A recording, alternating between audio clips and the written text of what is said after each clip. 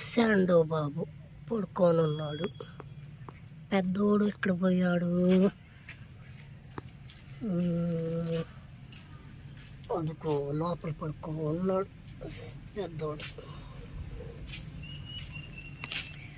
పోయిన అక్టోబర్లో మంచు కాలంలో పిల్లలు పడుకోవడానికి ఇబ్బంది పడుతున్నారని ఇలా రూమ్ వేసాం. చిన్న షెల్టర్ లాగా వేసాం వీళ్ళ కోసం.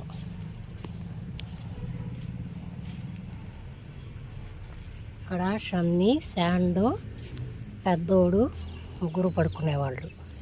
ఇప్పుడేమో ఇదిగో అంజుబాబులు మన కోతిగారులు వచ్చి ఎక్కి తొక్కి గందరగోళం చేసేసారు. దీన్ని మార్చి మళ్ళీ సరిగా వేయాలి వీళ్ళ కోసం.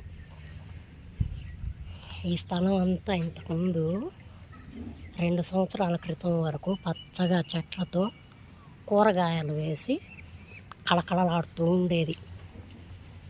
వీళ్ళ కోసం షెల్టర్ వేసి మేము చెట్లన్నీ తీసేసి ఇలా పాడుపెట్టేసాం. వీళ్ళిద్దరూ ఇక్కడ మొత్తం ఆక్రమించేసుకొని షమ్మీ గాడిని ఇక్కడికి రాకుండా చేసేసారు.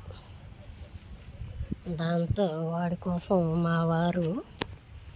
మా వాకిట్లో నేను ముగ్గు వేసుకునే చోట ఇలా రేకులు వేశారు. మా అబ్బాయి ఇక్కడ బైక్ పెట్టుకుంటాడు. ఈ బైక్కి గోడకి మధ్యలో షమ్మి పడుకుంటాడు. ఇప్పుడు లేడేటో వెళ్ళాడు.